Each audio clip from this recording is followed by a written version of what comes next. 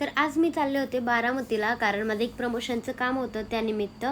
आणि जाता जाता विशालचं मला थोडंसं भांडण झालं होतं, म्हणून मी एकटीच बसले होते. त्यानंतर भरला CNG गाडीमध्ये, आणि CNGला तर तुम्हाला माहितीच आहे, जिकडे तिकडे लाईनच असते, आणि इथे सुद्धा भरपूर अशी लाईन होती. त्यानंतर आम्ही पोहोचलो बारामतीमध्ये. पहिले तर आम्ही आमच्या शॉपमध्ये गेलो, जिथे आपलं सेलिब्रेशन हाऊस आहे तिथे. आणि इथे मी विशालशी बोलत नव्हते, तर त्यामुळे मला तो म्हणत होता, या मॅडम या, मला हसवायचा प्रयत्न करत होता. शेवटी मी हसले. आणि त्यानंतर आम्ही आपल्या शॉपमध्ये जाऊन बसलो. सेलिब्रेशन हाऊसला जरा वेळ सर आणि आम्ही गप्पा मारल्या. त्यानंतर माझं जिथे प्रमोशन होतं ते काम झालं आणि आम्ही निघालो.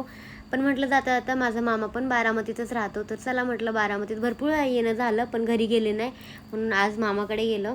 पहिले तर मामाला कॉल केला, पण मामा होता दौंडला, म्हणजे लग्नाला गेला होता, आणि मामीच होती, मामी आणि मामीचा मुलगा होता घरी.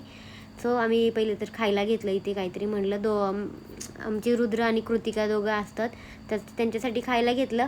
पण कृतिका नव्हती आज नेमकी घरी. इथे डोर वाजवलं आणि हा डोरच्या मागे लपून बसलं. मी त्याला म्हटलं, मग माणसाने बघायचं कुठे तुला.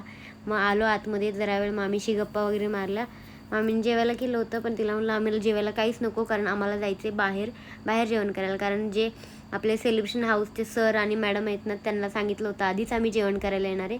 सो त्यांच्यासोबत आम्ही जेवण केलं आणि घरी आलो. सो हा व्हिडिओ कसा वाटला कमेंट करून नक्की सांगा. आणि तुम्ही माझे व्हिडिओज कोणकोणत्या गावातून बघता ते पण कमेंट करून सांगा.